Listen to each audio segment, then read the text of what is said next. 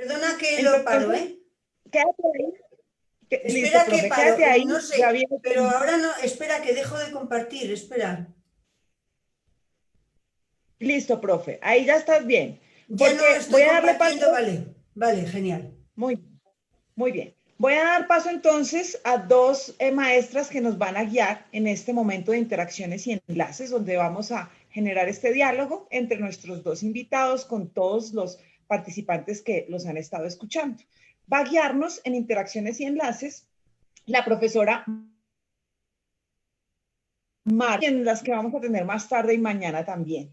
La profesora Marta es magíster en filosofía de la Pontificia Universidad Javeriana y también en desarrollo social y humano del Centro de Estudios Avanzados con Niñez y Juventud, CINDE. La profesora Marta es socióloga de la Universidad Cooperativa de Colombia, es docente universitaria e investigadora en los campos social y cultural de los usos estratégicos de la lectura y escritura en la red, además de la experiencia en el análisis del discurso desde la perspectiva arqueológica, específicamente en el campo de la infancia.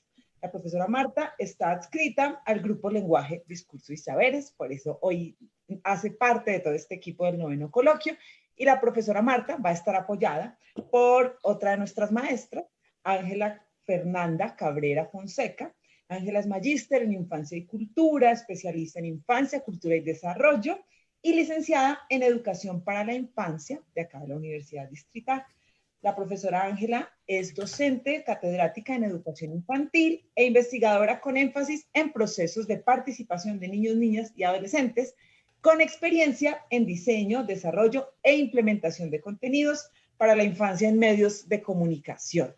Entonces, bueno, toda esta introducción para dar paso a este diálogo. Bienvenidas, tienen la palabra entonces profesora Marta, profesora Ángela, para que nos guíen en este segmento de interacciones y enlaces, al que invitamos también al profesor Jesús Galindo. Todos ustedes, quienes están en Facebook, van a escribir sus preguntas, recuerden escribir a quién las están dirigiendo.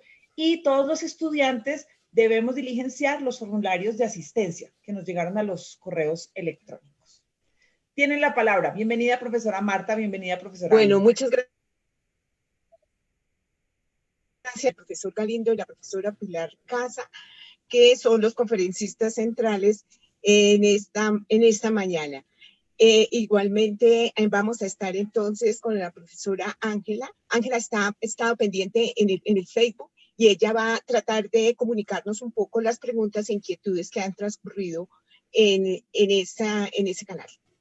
Gracias. Bueno, entonces voy a hacer una breve síntesis de lo que ustedes han planteado hoy. Luego Ángela viene con las preguntas y luego ustedes responden y yo hago un cierre. Entonces vamos a estar en ese sentido en un conversatorio. Bueno, me da mucho gusto escuchar al profesor Galindo porque él nos da, a mí me gusta escucharlo porque él nos da como unos conceptos de tal manera que nos ayudan muchísimo a organizar nuestro pensamiento. Voy a retomar algunos que él los explicó muy bien, tiene una agenda muy organizada, pero creo que nos trae el concepto de ingeniería social como un concepto de investigación relacional. También quiero rescatar el término de ámbitos de articulación, que es en la pregunta cómo se junta la gente, pero también cómo se separa. También me pareció importante cómo los niños no están solos, están en interacción, están haciendo vínculos, están construyendo saberes, que me parece también un concepto potente para analizar las temáticas de esta conferencia. Y la otra pregunta es cómo construir vínculos, el papel de la tradición, cómo nosotros estamos tramados, articulados con los microrrelatos y los macrorrelatos. Yo creo que es un llamado muy fuerte porque yo creo que esto se ha perdido. Tengo la sensación para mirar entonces el tiempo social, el tiempo de las generaciones, que también me parece bueno vincular un poco como lo propone el profesor Galindo, mirar estas tradiciones de nuestros abuelos, de nuestros padres, de nuestros jóvenes y de nuestros niños. También invitar a los investigadores, a nosotros los profesores, y los adultos a que estemos mirando, observando qué está pasando en esas generaciones, cómo miran los niños, cómo se vinculan, cómo se articulan, cómo también nos estamos desarticulando. Igualmente, el término de cultura, como lo presenta el profesor hoy para este análisis, es como la cultura es un término fijo, donde están las tradiciones, aquello que nos mantiene, ¿cierto? Los sentimientos, los usos, las tradiciones, las costumbres, los valores, pero él añade el término de cibercultura como movimiento. Entonces, ¿cómo mirar esos dos aspectos? Respecto a la presentación de la doctora Pilar, quiero decirle, doctora Pilar, que me voy a declarar su fans para ver cómo me analizo como fans, porque creo que es una pregunta muy importante. Yo recuerdo que nosotros estuvimos aquí está el libro, que se llamó en el evento Niños y Niñas, expresión de sus saberes a través de las tecnologías de la información y la comunicación, donde la profesora Pilar pues, nos hizo una exposición muy, muy interesante sobre el papel de los medios, los niños con los juegos, con los videojuegos, en clase, en extra clase, cómo había una participación de los padres de la comunidad y nos dejó unos conceptos muy importantes, ¿no? Como es la participación activa, etcétera. Veo que hoy y eso es un poco la articulación, como voy a aplicar los conceptos del profesor Galindo, cómo mirar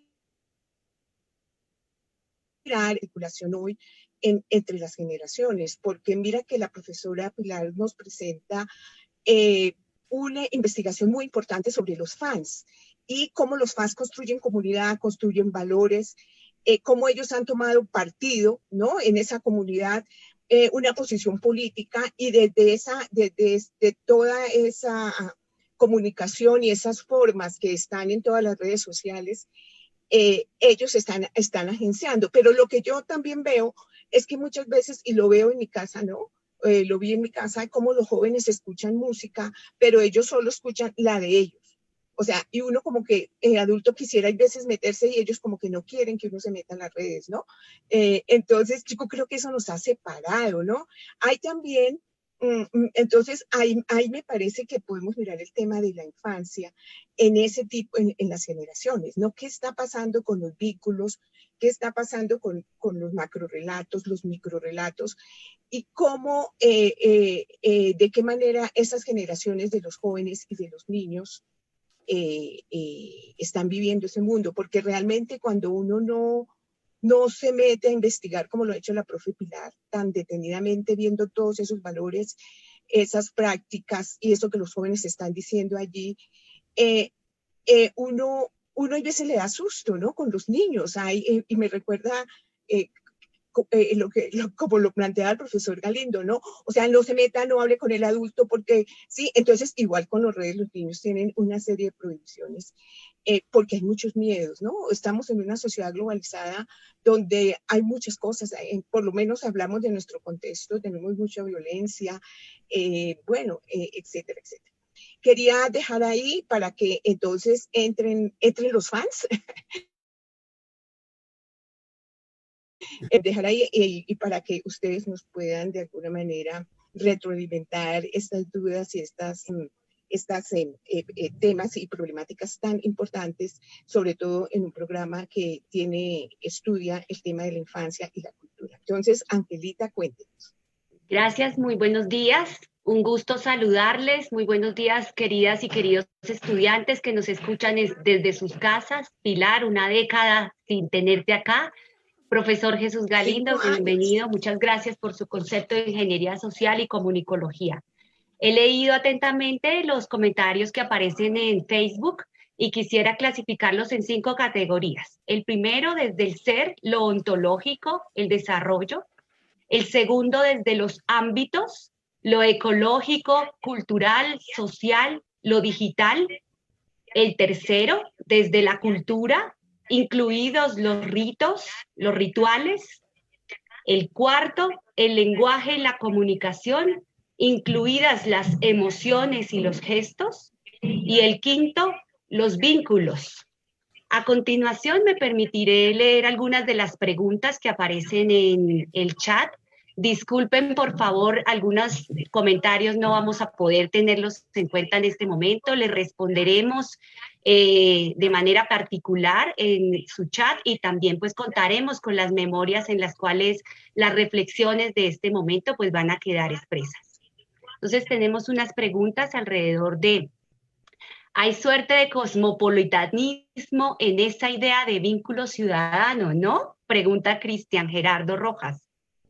Pregunta Edwin Castillo: ¿qué relación establecen las infancias que crecen en posadas o inquilinatos en Colombia? Edwin, con niñas y niños del Bronx, de las calles de Bogotá. Eduardo Sarmiento Meneses dice: una preocupación es la ética para que no sea una forma de someter y manipular a las nuevas generaciones. ¿Cómo empoderar lo antiético de la pregunta? ¿Cómo se hace? Eduardo Sarmiento continúa diciendo: ¿qué dice? ¿Qué tiene que ver con el constructivismo piagetiano y la diferencia para él como la ingeniería social? Oscar Nayid: buenos días, doctor Cáceres.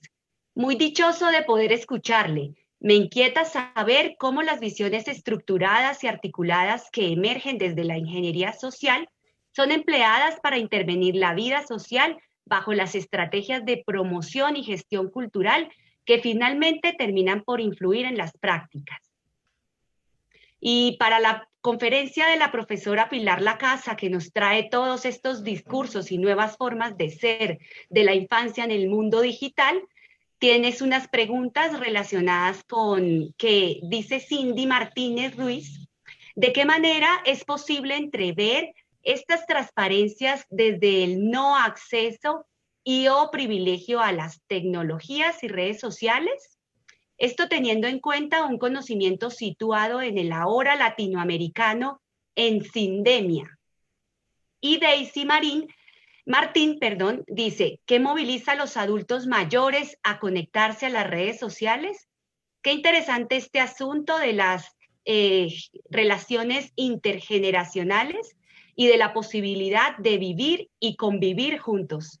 Es por lo pronto lo que he logrado reflexionar. Espero que ustedes, pues en sus apuntes que veo que están tomando, puedan dar respuesta a nuestros queridos estudiantes y participantes que no solo están desde Bogotá, sino también desde México, España, Suiza, y bueno, muchas gracias por su atención.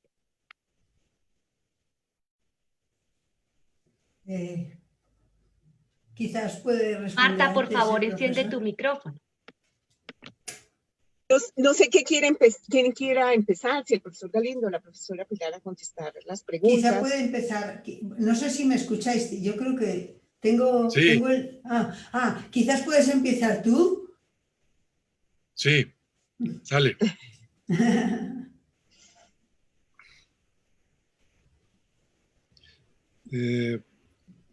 Las preguntas las dijiste muy rápido, Ángela, y yo apunté algo como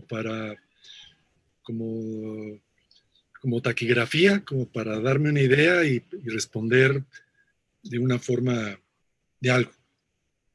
La primera, sobre ciudadanía. Imagino, por la manera que pregunta el compañero, él tiene alguna idea de ciudadanía. Eso es muy interesante. Yo lo usaba en un sentido general: ciudadanía como gente con la que vives en un lugar y que tienes algún tipo de compromiso y responsabilidad, tú y esas personas, para mantener el lugar ese donde vives. Un ciudadano es alguien que tiene un compromiso y una responsabilidad con el lugar para mantener, darle sustentabilidad al lugar en el cual vive y convive con nosotros. Ya desde esa noción general, entonces así hablaba yo en términos de ciudadanía. Entonces, cuando alguien no... Porque la calle y lo que representa la calle para los otros no le importa, entonces tiene un problema en su configuración de ciudadanía.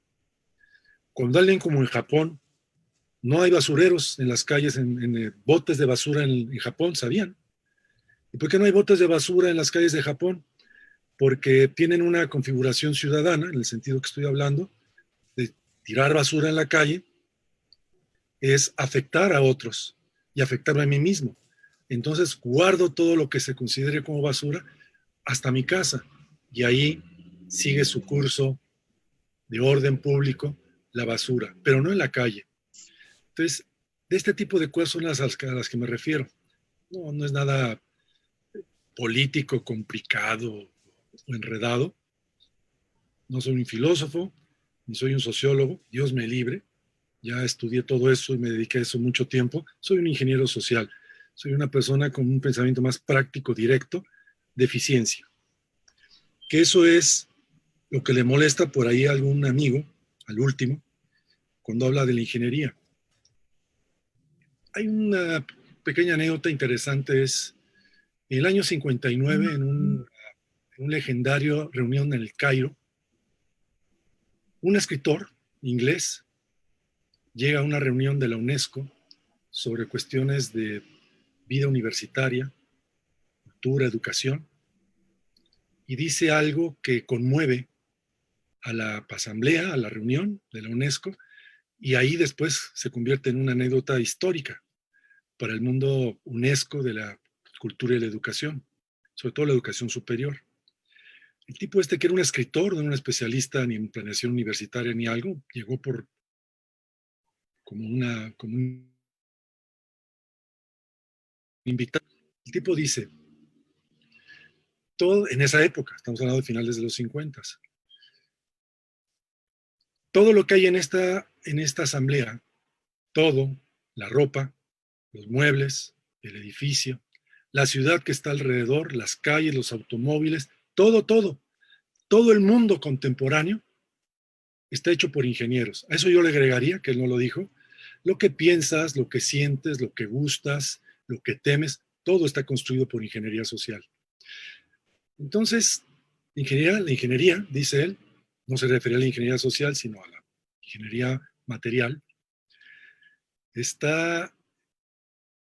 lo que es el mundo contemporáneo. Y sin embargo, si uno revisa y trae los datos, el vato, esa es lo que voy a decir, y los datos, las dos cosas asociadas, tienen el efecto que le estoy comentando.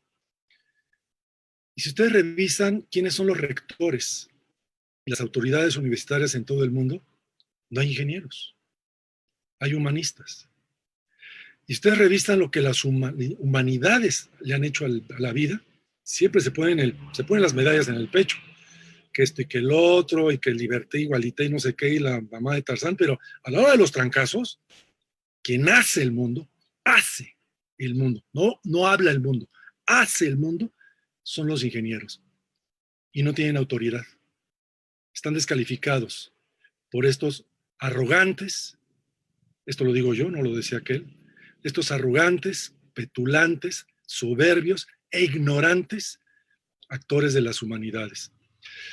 Entonces, el amigo el que hizo la pregunta, tiene un problema con su concepto de ingeniería porque la desconoce. No hay nada más creativo, no hay nada más inventivo que sí, también la parte puerca y cochina lo ha inventado ese mundo. Sin ella, el mundo no existiría. O sea, un respeto para la ingeniería, porque es la única opción que tenemos para salir de esto. Lo que sea que cada quien entienda por salir de esto. Entonces, los niños en la calle. Es muy interesante.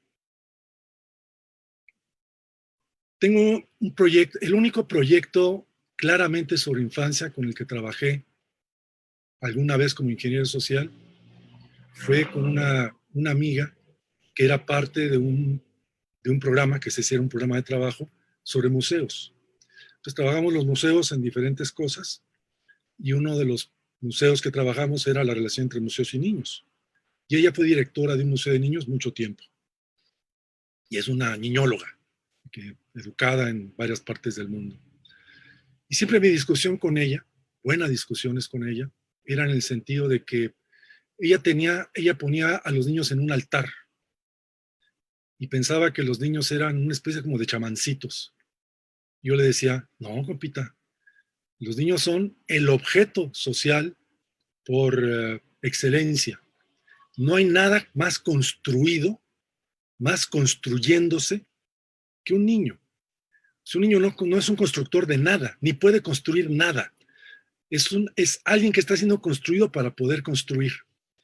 Entonces, el que tú te arrodilles ante un niño es, yo creo, que una falta de respeto a la vida social, a la organización total de la sociedad y a tu responsabilidad y tu compromiso con la formación de ese sujeto social hacia el futuro. Entonces tú quieres que él te enseñe cuando tú eres el que tienes la primera responsabilidad y el compromiso. No entiende nada de nada. Entonces eran unas polémicas muy interesantes porque tenía a los niños en un altar. Entonces siempre que me aparece la figura esta de los niños en un altar, guardo silencio. Lo de ética y antiética. No sé a lo que se refiere a eso y que tenga que ver con lo que yo estaba mencionando, pero el tema de la ética es un tema al cual le dediqué muchísimos años al inicio del proceso de la ingeniería, porque en ese entonces yo pensaba que, y por mi formación más sociológica que antropológica, en aquellos tiempos de 70s, yo pensaba que la moral era el elemento vinculante básico de la vida social. Lo sigo pensando, pero entonces era yo obsesivo, que pensaba que eso, la construcción y destrucción de la moral era el elemento, era el secreto, era el misterio constructivo, el cemento, la amalgama de la vida social. Esto lo aprendí estudiando la cultura oriental por un proyecto que tuve durante mucho tiempo sobre entender la manera como la cultura milenaria y la cultura moderna maridaban y se relacionaban. Esto lo estudiaba porque me interesaba este tema mexicano. Entre los orientales que tienen en particular los japoneses, que tienen mucha reflexividad sobre cómo maridar su cultura milenaria, su tradición milenaria, con elementos de altísima modernidad. Entonces los tomé como de referencia. Y en todo eso, la moral. Y dentro de la moral, la cortesía. La cortesía. El problema que tengo yo con la ética es que la ética es prescriptiva. Y ya no me gustó esa onda. Y entonces es prescriptiva y es algo que alguien legisla. Una institución. Ya me gustó menos todavía. Dije gustar. Como ingeniero, todo eso lo estudio y me parece que es parte de la vida social. No, me gusta más la moral, porque la moral es más plástica, se mueve más. Depende de personas, situaciones, familias, trayectorias, se choca, se degrada, se reconstruye, se influencia, se blinda. Es más real, tiene más que ver con la vida real. Y dentro de la moral, que es esta parte de la vida, no la prescripción del deber ser y que esto y que el otro, que me parece de la ingeniería es lo más costoso, y con eso ya dije todo, es demasiado para lo que resulta de eso, demasiados costos para lo que resulta de eso. En cambio, la moral es una cosa más horizontal, para decir de alguna manera.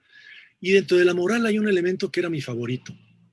Y con esto quiero aterrizar esta cosa de la ética, y sigue de mis aprendizajes de la cultura oriental. La cortesía. Y ahí fue donde sinteticé mi primer concepto de tecnología social. Quizás la tecnología, el high-tech más importante sintetizado en la historia humana es la cortesía. Entonces, a partir de ahí, hay mucho que hacer, mucho que aprender, mucho que recordar, mucho que conversar. Entonces, el tema de la ética y la antiética es un tema de filósofos o de no sé quién, no es mío. Y estos otros temas que tienen relación con eso, sí son los míos, porque yo soy un ingeniero social, no soy un filósofo. Y por último, lo de Piaget. Parece que tiene problemas con el constructivismo o tiene problemas con mi constructivismo. Eso implicaría un nivel polémico de aclaración de cosas que ni él tiene el tiempo ni yo tengo el tiempo. Pero le diré que yo soy profundamente piagetiano. Dediqué todo un ciclo de trabajo de 8 años en general y a la epistemología genética de Piaget en particular. ¿Y saben para qué? Para construcción teórica. Porque lo más importante de Piaget es la relación que hace entre la manera como observa el mundo y cómo observa el mundo. Eso es muy constructivista. Y nos dice cómo le hizo y cómo hay que hacerle. Y entonces, sí, soy un seguidor de Piaget. Listo. Servida, Bueno, Ángel. muchas gracias, profesor Galindo. Tendré en cuenta. Marta. Sí, señor. Y Marta, de tu resumen ya no dije nada, pero gracias por el resumen. Bueno, no, señor, muchas gracias. Bueno, profesora Pilar, entonces tiene la palabra.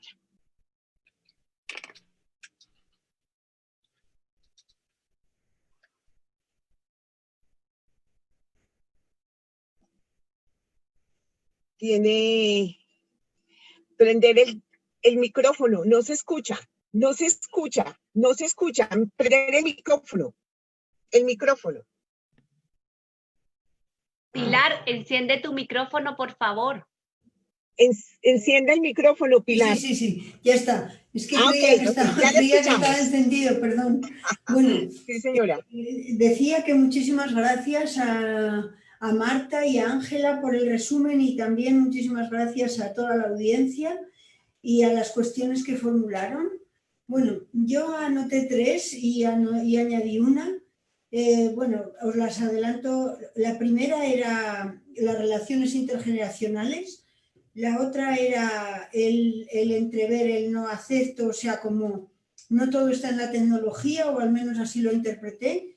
Y la otra era el mundo de los mayores.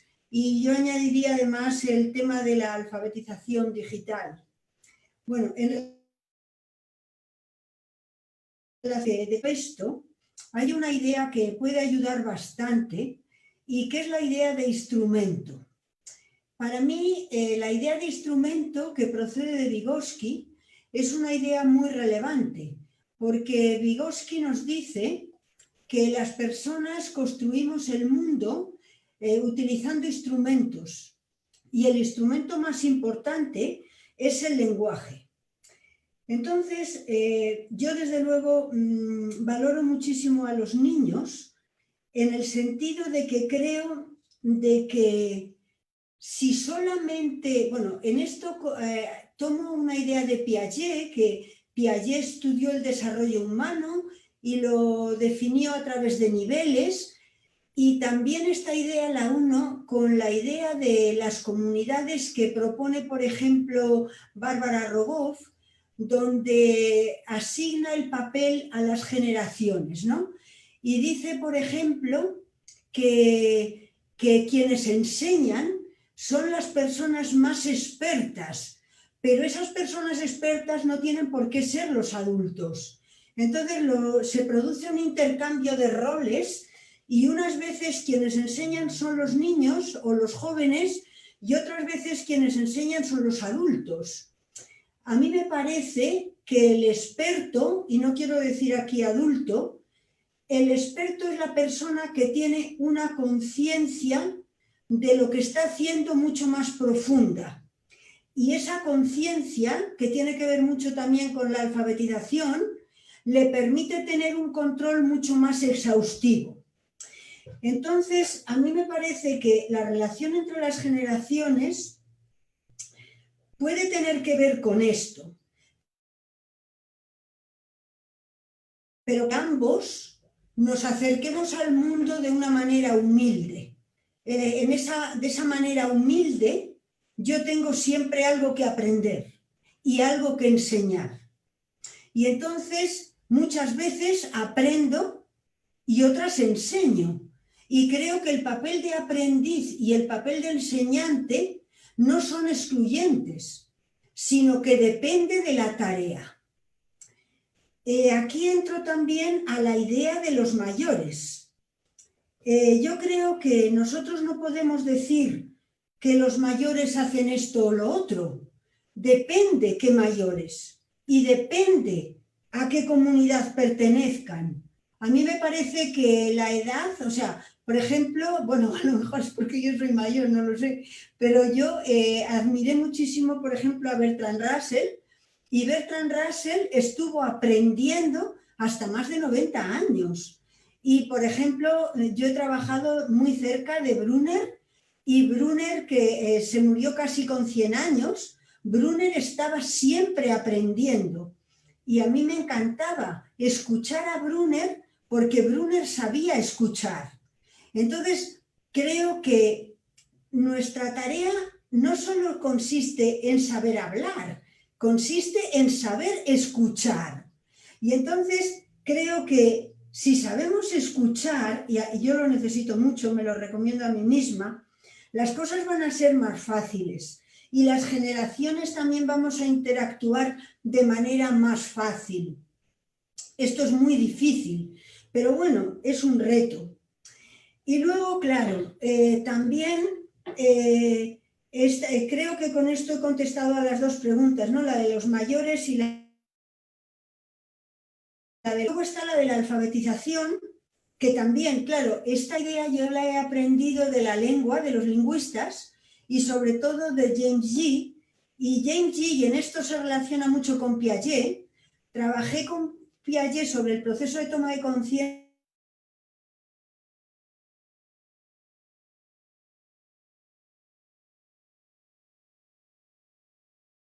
Y luego cada vez vamos profundizando más. Pues eso es la alfabetización. O sea, tú al principio empiezas a usar el lenguaje, pero no eres experto. Y poco a poco, o por ejemplo, yo ahora me he puesto a estudiar alemán, ¿no? Entonces, yo entiendo el alemán, pero no lo sé hablar, porque no soy consciente de lo que estoy haciendo. Lo tengo que primero automatizar, o sea, primero aprenderlo de forma muy dura y consciente y tal. Luego, cuando ya lo sepa, lo podré aprender mejor haciéndolo pues de manera no espontánea, de manera controlada. Cuando un niño aprende el lenguaje materno sin conciencia, y cuando va a la escuela le enseñan la gramática y luego aprende mejor a escribir. Pues lo mismo ocurre con la alfabetización digital. Son procesos en los que la conciencia está presente. Y entonces, a lo mejor, yo lo que he aprendido con mis estudiantes es cómo utilizan el instrumento y yo les ayudo a tomar conciencia y entonces ellos me plantean nuevos retos. Y luego, el tema más duro, yo creo, pero claro, yo aquí no quiero hacer ideología, ¿no? O sea, esta es la realidad. Hay gente que no tiene acceso a la tecnología. Yo en esto os voy a contar, ¿no? Por ejemplo, en España hemos pasado muchos estudiantes no tenían acceso a Internet ni tenían acceso a nada, ¿no? Y entonces, pues la universidad, con el mucho poco dinero que tenía, se ha preocupado de comprar ordenadores que ha alquilado sin pagar, claro, prestado a los estudiantes. Entonces, yo creo que también el otro día los estudiantes me criticaban y me decían, es que tú tienes un iPhone porque tú lo puedes pagar, pero yo no puedo pagar un iPhone. Y yo les decía, vale, sí, lo siento, a lo mejor tengo un iPhone, pero es que creo que si empleo el dinero que tengo en comprar el iPhone, yo voy a hacer un uso del iPhone que me permite hacer cosas que no podría hacer si no lo tuviera. O sea, y desgraciadamente vivimos en unas sociedades que valoran el dinero y que el dinero es un instrumento que está mediando. Y, por ejemplo, ahora mismo, yo aquí apelo a la solidaridad y a que, aunque esto sea muy idealista, a que se trata de compartir, de ser consciente de lo que tú puedes hacer. Y yo, por ejemplo, tengo estudiantes que no pueden hacer muchas cosas porque no tienen ordenador. Pues entonces trato de ayudarles con el ordenador que tienen, que no es bueno. Pero si yo no hubiera tenido uno mejor, no habría aprendido lo que ellos están haciendo con uno peor.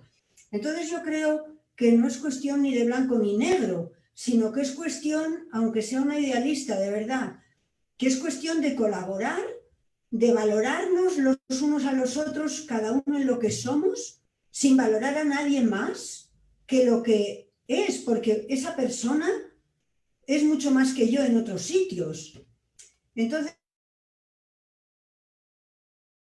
bueno, yo creo que los instrumentos conforman el pensamiento y que la sociedad actual no puede renunciar a la tecnología porque la tecnología está definiendo nuestra mente, igual que en un momento dado las piedras que usaban los hombres prehistóricos les definieron, el lapicero nos definió, la imprenta nos definió, y cuando se inventó la cámara de cine, la gente pudo, igual que con la imprenta, ver el mundo de otra manera. O sea, yo sinceramente creo mucho en la tecnología bien usada y sobre todo en las metas que permite lograr la tecnología.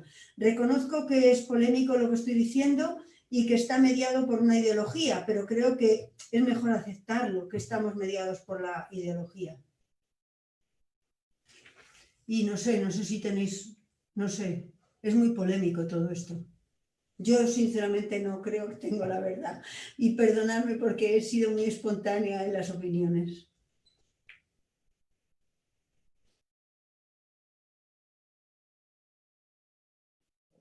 Enciende el micrófono, Marta. Es que prender y apagar el micrófono entonces hace parte de las nuevos instrumentos y conocimientos tecnológicos que nos atraviesan. Bueno, no, decía que tenemos unos conferencistas de lujo por toda la experiencia que tienen. Mire los recorridos, pues podemos ir Piaget, Vygotsky, pasando por la infancia, por el niño, por el desarrollo de instrumentos. Yo creo que, lo digo por el público, ¿no? Porque de todas maneras nosotros estamos relacionados con la infancia y es un campo multidisciplinar, ¿no? Pero ustedes con la experiencia que tienen, pues logran tejer un poco ese tiempo social en que nosotros, de lo que nosotros somos hoy, de lo que los niños son hoy, pero también los contextos, ¿no? No hablar un poco de lo que nos está pasando hoy, el tema de la pandemia, que de pronto al final dejamos un espacio para dejar algunas reflexiones sobre esto que nos está pasando. Entonces, les agradezco mucho su participación. Angelita, muchas gracias por su intervención. Me parece que estuvo muy, muy bien esa entrada de todo lo que está pasando en el Facebook. Bueno, entonces dejo aquí María Adelaida. Gracias, profe Marta, profe Ángela, y a la profesora Pilar y al profesor Jesús. Llegan ahora a nuestro coloquio 3 maestros de acá, de la universidad, de la especialización. Presentarlos, ellos profesor son 3, Galindo. quienes... Pida la palabra el profesor Galindo. ¿Quiénes? María Adelaida. ¿Está pidiendo en este momento la palabra? Sí, sí. Solamente me quería despedir. Dale, profesor. Estoy defendiendo la cortesía y de pronto, pues ahí como si que no sé qué.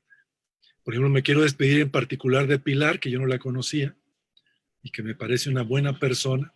Qué gusto. Y esa parte que tú le llamas de exceso estuvo maravillosa. Te luciste y me pareciste una mujer encantadora. Y agradecerle a Marta por su esfuerzo de tejer ahí lo integible. Y a Ángela por siempre así formal, toda una señora, no sé qué. Gracias por tu formalidad. Y ahora sí, ya habiéndonos despedido como la gente, con la cortesía. Sigamos con el protocolo acá del evento. Hasta luego, Okay. Que estén bien. Ok, bueno. Buen día, mañana seguimos. Muchas gracias. También daros las gracias, de verdad que ha sido emocionante y gracias por volver a retomar el vídeo.